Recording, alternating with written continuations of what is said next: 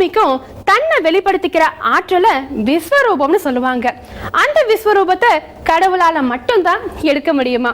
உதாரணமா ராமாயணத்துல அனுமாரும் மகாபாரதத்துல கிருஷ்ண பகவானும் விஸ்வரூபம் எடுத்ததா நாம படிச்சிருக்கோம். அதே மாதிரி மனிதர்களே சில பேர் தன் திறமையால விஸ்வரூபம் எடுத்திருக்காங்க. அப்படி தமிழ் திரை இசை உலகில் ஒரு மாபெரும் விஸ்வரூபம் எடுத்த ஒரு சாதனையாளரை தான் இன்னைக்கு நம்ம சந்திக்க போறோம்.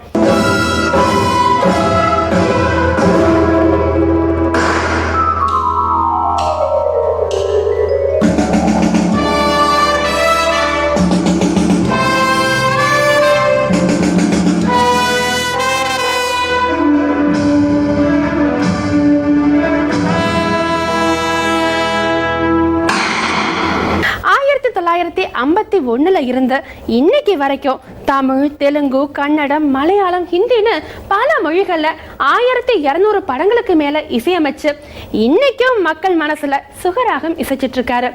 ஸ்வரம் என்னவோ எண்ணி பார்த்தா 7 தான். ஆனா அதுல இருக்கிற ராகங்கள் நம்மால எண்ண முடியாது. அதே மாதிரி இந்த சாதனையாளர் என்னவோ பார்க்க 5 அடி தான். ஆனா அவர் இசையமைச்ச பாடல்கள் நம்மால எண்ணி மாளா. அனைவருக்கும் அடியனின் அன்பு வணக்கங்கள். திரும்பி பார்க்கிறேன் என்ற நிகழ்ச்சி இது. ஆனால் இது நிகழ்ச்சி என்னுடைய வாழ்க்கையில் நான் தினந்தோறும் திரும்பி பார்த்து கொண்டு தான் இருக்கிறேன். என்னுடைய வாழ்க்கையை நான் எப்படி வந்தேன் என்ன நினைத்து கொண்டே தான் இருக்கிறேன். இது மக்களுக்காகவும் என் நண்பர்களுக்காகவும், அதாவது இந்த ஜெயா டிவி அவங்களுடைய நல்ல ஒரு அனுபவத்துக்காகவும் ஒரு நல்ல உள்ளத்துக்காகவும் இந்த விழா இந்த நிகழ்ச்சியை நடத்துகிறார்கள். அது பார்த்து நீங்கள் மகிழுங்கள். எனக்கும் சந்தோஷம்தான். அச்சம் என்பது மடமையடா, அஞ்சாமை திராவிடர் உடமையடா. 6லும் சாவு 100லும் சாவு, தாயகம் காப்பது கடமையடா, தாயகம் காப்பது கடமையடா. அச்சம் என்பது மடமையடா, அஞ்சாமை திராவிடர் உடமையடா.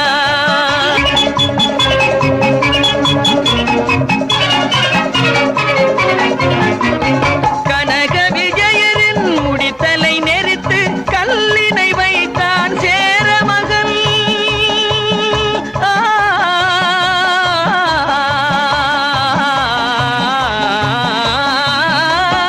கனக விஜயரின் முடித்தலை நெரித்து கல்லினை வைத்தான் சேரமகன். இமயவரம் பின்னில் மீன் கொடியேற்றி இசைப்பட வாழ்ந்தான் பாண்டியனே. அச்சம் என்பது மடமையடா, அஞ்சாமை திராவிடர் உடமையடா.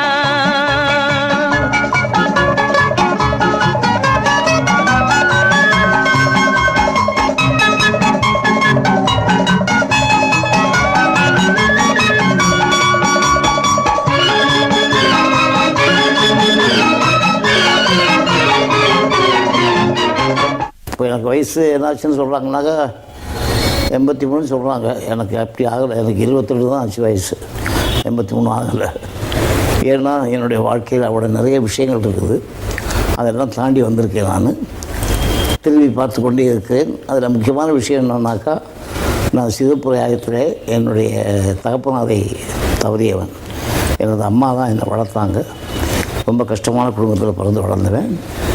இருந்தாலும் அந்த கஷ்டம் தெரியாமல் இருக்கிறதுக்கு எனக்கு தெய்வத்தின் அனுகிரகத்தில் சங்கீத ஞானம் கொஞ்சம் கொடுத்தாரு. நான் சங்கீதம் கேட்டு கற்றுக்கிட்டேன். படிக்கிறதுக்கு உள்ள வசதிகள் இல்லை அந்த காலத்தில். இருந்தாலும் அந்த சங்கீத மேலோட நாட்டம் வந்தது. படிக்கிறதுக்குலாம் வசதி இல்லை அந்த காலத்தில், கஷ்டப்பட்டு தான் இருந்தாங்க. இருந்தாலும் எங்கள் அம்மாவுக்காக நான் ஒரே பையன். எங்கள் அப்பா இருந்த ஒரு 15 நாள் என்னுடைய தங்கச்சியும் இறந்துட்டாங்க. அதனால் நான் துக்கிரி பையன் எல்லாரும் சொல்லுவாங்க, என்னை திட்டுவாங்க. அன்பினாலே உண்டாகும் இந்த நிலை, அதை அணைந்திடாத தீபமாகும் பாகவலை. அன்பினாலே உண்டாகும் இன்ப நிலை, அதை அணைந்திடாத தீபமாகும் பாகவலை. அன்பினாலே உண்டாகும் இன்ப நிலை.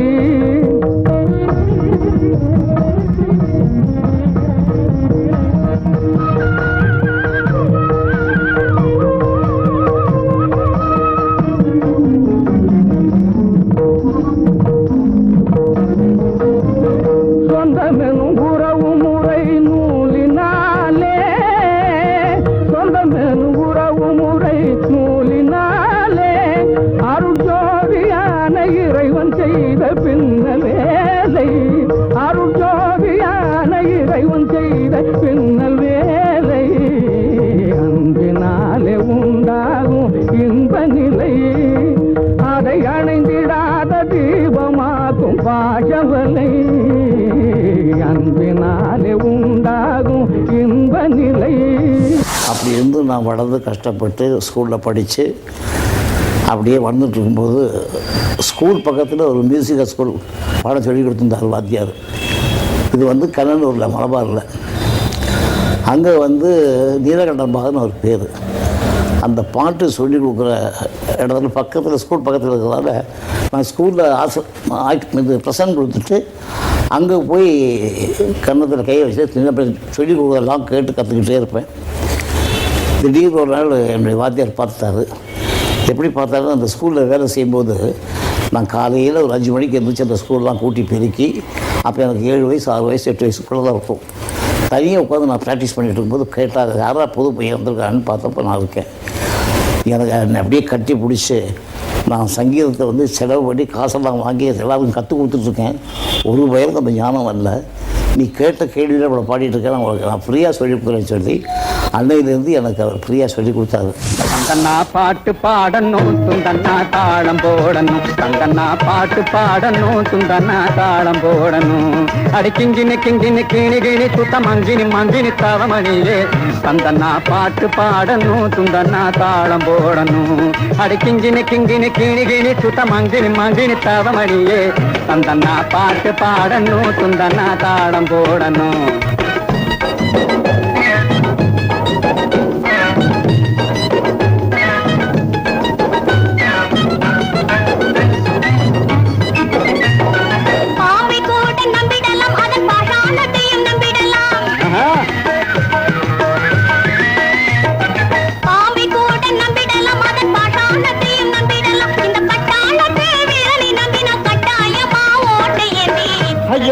பாட்டு பாடணும், சுந்தனா தாளம் போடணும். தந்தனா பாட்டு பாடணும், சுந்தனா தாளம் போடணும்.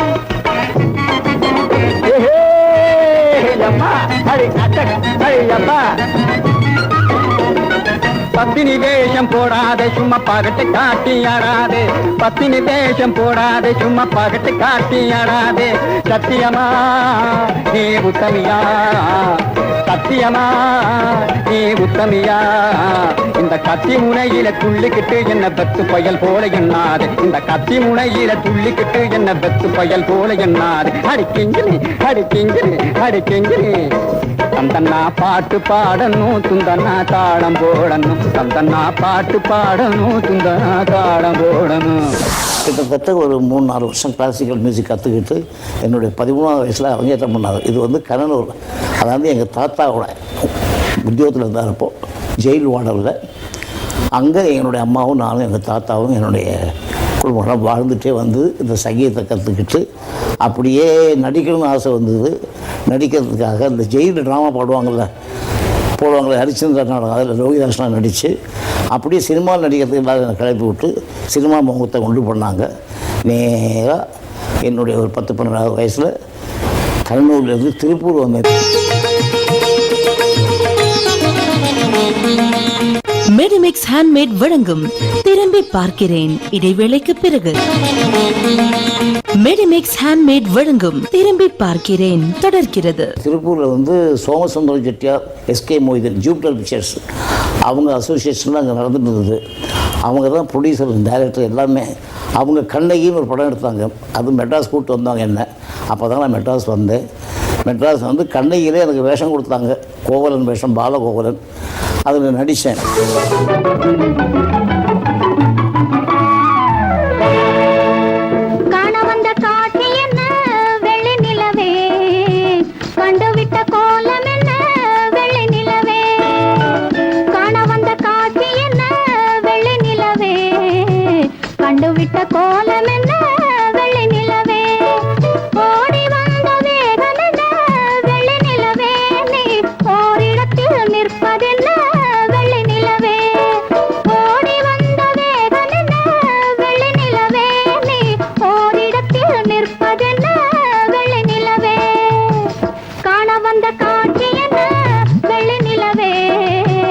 கண்டுவிட்ட கோலம் என்ன வெள்ளை நிலவே.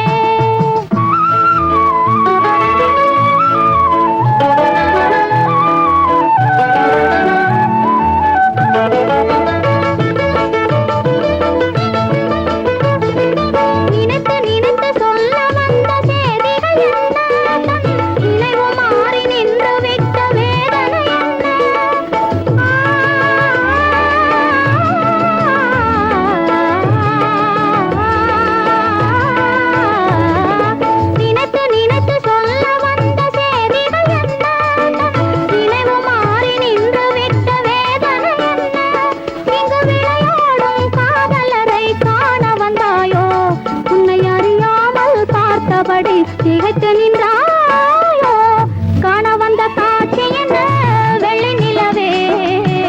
கண்டுவிட்ட கோலம் என்ன வெள்ளி நிலவே. நடித்து ரொம்ப நல்லா இருந்தது. நிறைய பேர் பார்த்தவங்களாம் பிரமாதம் இருக்குன்னு சொன்னாங்க. ஆனால் எவனோ ஒரு பையன் ஆஃபீஸ் பாய் மாதிரி ஒரு பையன் பார்த்துட்டு இருந்தான். அவன் எனக்கு வில்லன் மாதிரி என்ன பண்ணான், படம் பார்த்துருந்து ஐயாவை பற்றி எல்லாம் நடித்தான்னு நல்லா பிரமாதம் சொல்கிறீங்க. ஆனால் அந்த கண்ணகிக்கு இவர் வந்து தம்பி மாதிரி இருக்காரு.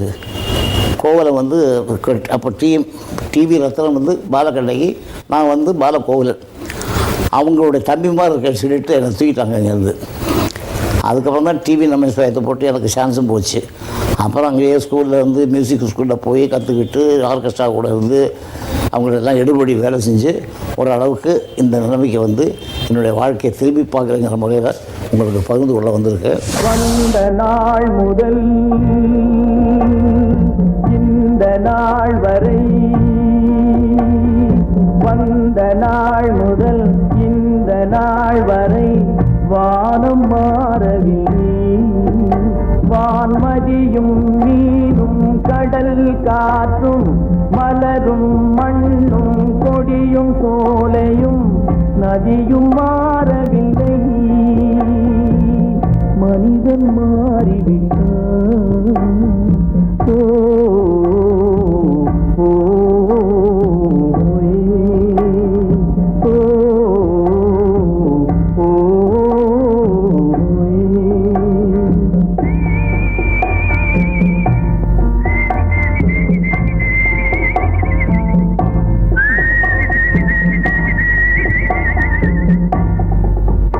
நிலை மாறினால் குணம் மாறுவான். பொய் நீதியும் நேர்மையும் பேசுவான். தினம் ஜாதியும் வேதமும் கூறுவான். அது வேதன் விதி என்றோதுவான்.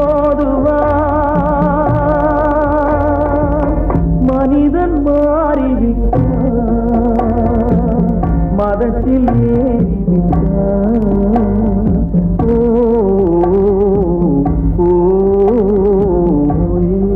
மெல்லிசை சக்கரவர்த்தி, மெல்லிசை மாமன்னர் MS விஸ்வநாதன் அவர்கள் எனக்கு தமிழில் ஸ்வரப்பிச்சை கொடுத்த என் ஆசான், என் கடவுள். இன்றைக்கும் என்னை பாலு அவர்களே அப்படின்னு தான் கூப்பிடுவார். அவ்வளோ மரியாதை கூப்பிடுவார். நான் அப்பான்னு தான் கூப்பிட்றேன் அவரை. அவர் போட்ட ஒரு சிமெண்ட் ரோட்டில் இன்றைக்கி எல்லா மியூசிக் டைரக்டர்ஸ், BMWs